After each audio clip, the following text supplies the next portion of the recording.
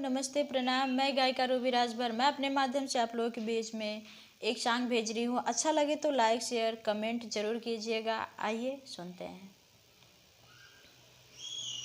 लहजाए काहे,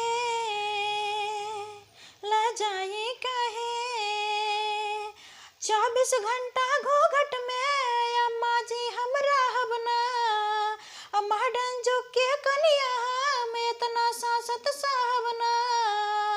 24 घंटा घूंघट में अम्मा जी हमरा हबना, मॉडर्न जुग के कनिया हम इतना सासत साहबना। सासुर भसुर के आगे पर्दा में हम लुकाए काहे, खाए अपने मर्दा के कमाए लजाए काहे, खाए अपने मर्दा के कमाए लजाए काहे। 24 घंटा घूंघट में अम्मा जी हमरा हबना, मॉडर्न जुग के कनिया हम इतना सासत साहबना।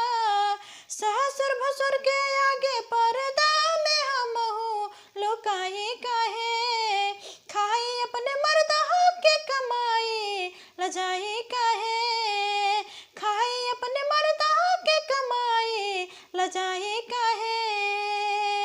नहीं के रहल पहरदारी में हो, पहरदारी में मानया नसाला हमर साड़ी में हो, हमर साड़ी में।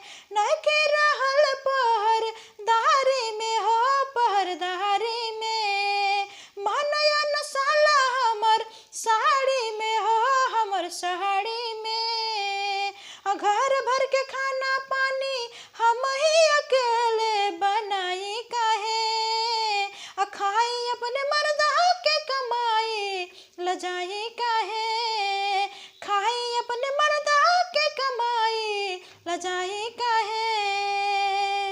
सैया के हमरा नहीं दिक्कत बा हो, नहीं दिक्कत बा, तबो तहार इतना पनिकत बा हो, पनिकत बा। सैया के हमरा नहीं दिक्कत बा हो, नहीं दिक्कत बा, तब तहार इतना पनिकत बा हो, पनिकत बा। भैया गोपाल जी के हम मिलला सपोर्ट घबराई काहे, भैया गोपाल जी के हम मिलला सपोर्ट घबराई काहे। खाई अपने मर्दा के कमाई लजाई काहे, खाई अपने मर्दा के कमाई लजाई काहे, लहजाई काहे। 24 घंटा घूंघट में अम्मा जी हमरा हबना, मॉडर्न जुग के कनिया हम इतना सासत साहबना।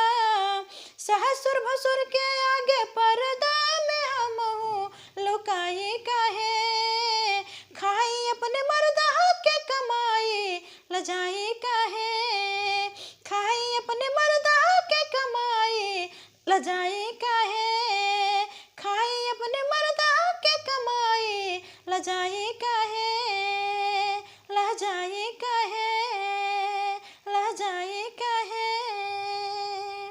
Thank you.